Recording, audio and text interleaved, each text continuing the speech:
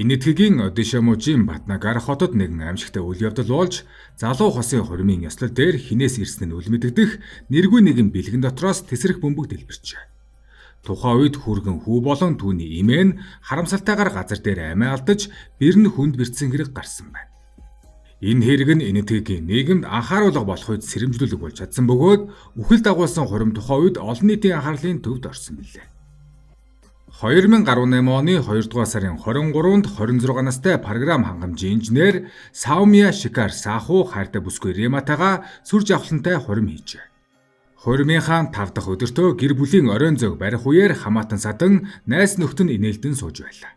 Гэтэл хинээс ирсэн нь тодорхойгүй ерөөлийн үг бичсэн тансаг бэлэг хүн бүрийн нүдийг хужирлав. Тэнд байсан бүхэл хүмүүс тус харьцагн дотор юу байгааг догтлон хүлээж байв. Тэрхүү нууцлаг бэлэг нь Райпур хотоос илгээсэн гэж бүртгэгдсэн байсан бөгөөд хосуудын гэрээс 230 км орчим зайтай газраас ирсэн байж.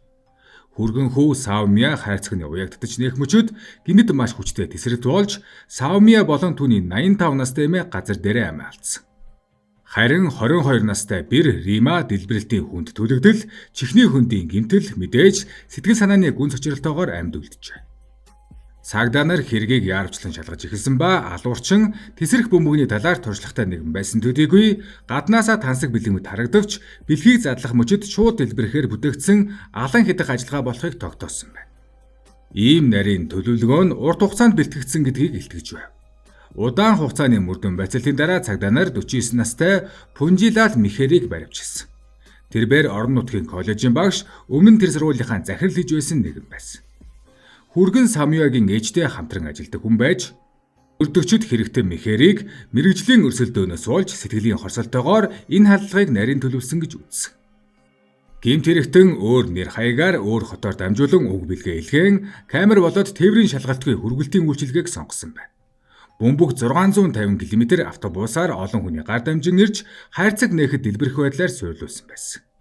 Эхэндээ илгээмжний холбогдох бүтгэлүүд болон 100 гаруй хүнээс асуулга авсан ч хэргийн сэжигтэн тодорхойгүй байсан.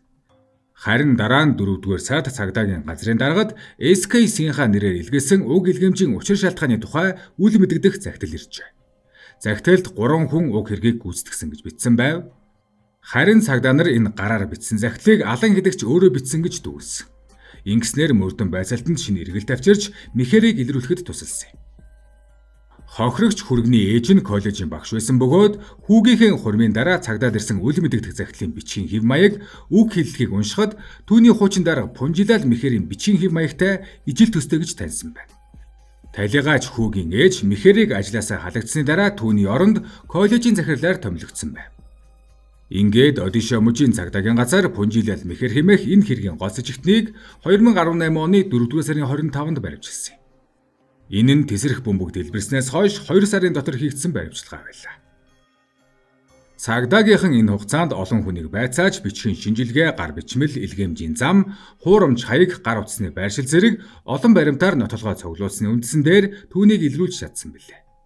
Цагдаагийн байцаалтын үеэр хэрэгтэн Михер ихний мэдүүлэгтээ анх өөрийнх нь амийг занал хийсэн учраас уг илгээмжийг хүргэсэн гэж мэдүүлсэн. Гэвч энэ мэдүүлэг нь маш зохиомол итгэхэд бэрх байсан тул мөрдөн байцаагчид гүнзгий шалгалт хийжээ. Удалгүй цагдаагийнхан дараах зүйлийг тогтоосон.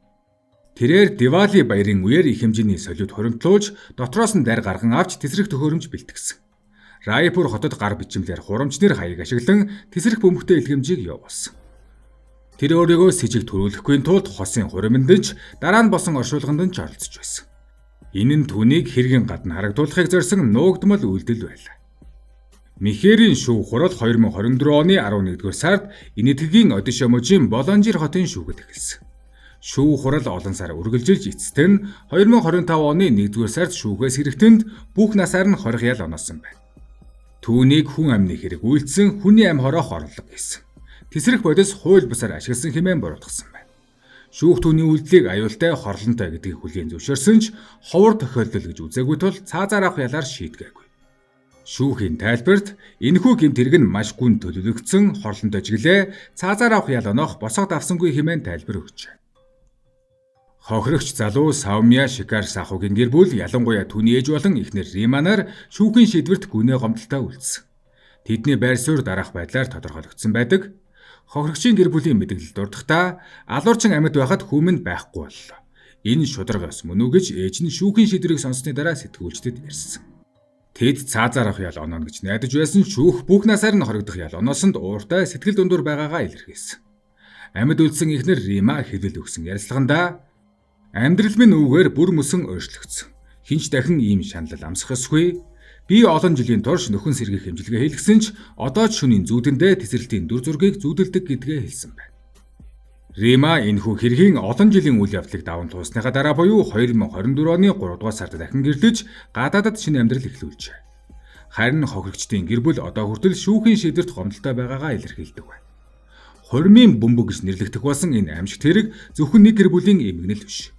Энэ тэгийн нийгмийн гүн гүнзгий асуудлыг хүндсэн улмаар олон нийтийн анхаарлыг татсан томоохон хэлэлцүүлэг өрнүүлсэн явдал болсон. Эрүүл харилцааны боловсрал дутмаг байдал энэ гэмт хэргийн суурь шалтгаан гэж олон нийт хэвлэл мэдээлэлд өгнөв. Хүн ухаанаар биш үхлээр хэн нэгэнд хариу барьж байна хэмээн олон нийт шүүмжилж сэтгэл хөдлөлөө удирдах альвайг хүлээн зөвшөөрөхөд боловсрал шаардлагатай гэсэн уриалга гаргасан. Зарим мужид сургууль их сургуулийн төвшөнд сэтгэл зүйчдийн зөвлөгөө өгөх төв болон харилцааны ёс зүй, сэтгэл хөдлөлийн боловсрал сэдвээр семинар зохион байгуулж эхэлсэн байна. Хэрэгтэн мэхээр гэрийн нөхцөлд тесрэх төхөөрөмжүүдээж нутгийн шуудангаар илгээсэн нь тесрэх бодисын зах зээлийн хууль хяналт маш сул байгааг харуулсан. Үүний дараа тесрэх бодисын хэрэглээний хуулинд нэмэлт өөрчлөлт оруулах асуудал энэтхэгийн засгийн газарт хөндөгдөв. Шуудан карго үйлчилгээний шалгалт бичиг баримтын бүртгэлийг чангатгах санал дэвшүүлсэн. Гэсэн ч хууль бүрэн шинжлэхдээгүй хяналтын тогтолцоос сул хэвээр байна. Мөн энэ хэрэгт олон нийт шүүхийг цаазын ял оноогоогүй шийдвэрт бухимдалтай байсан. Олон нийтийн сүлжээнд нэг хүний амь нэг гэр бүлийн сүрэлд бүх насаараа хоригдох ял хангалттай юу. Зохион байгуулалттай урьдчилсан төлөвлөгөөтэй гэмт хэрэгт хатуу ял онохгүй юм бол хор уршиг улам гарна гэсэн санаанууд хүчтэй өрнөсөн. Зарим хуульч шинжээчид энэтхэгийн шүүхийг хэрэгтнүүдэд зөөлөн ханддаг гэж үзэж тэгшэрх шүүхийн хатуу байдлыг шаардав. Уг хэрэгээс улбалан нийгмийн сэтгэл зүй харилцааны хямрал, аюултай материалын хяналт шүүхийн бодлого зэрэг олон түвшний системд цоорхоо байгаа нийлт тодуулж хилэлцүүлэг идэвхжсэн ч энэтхэгт бодит үр дүн өөрчлөлтүүд удаан хэрэгжиж байна.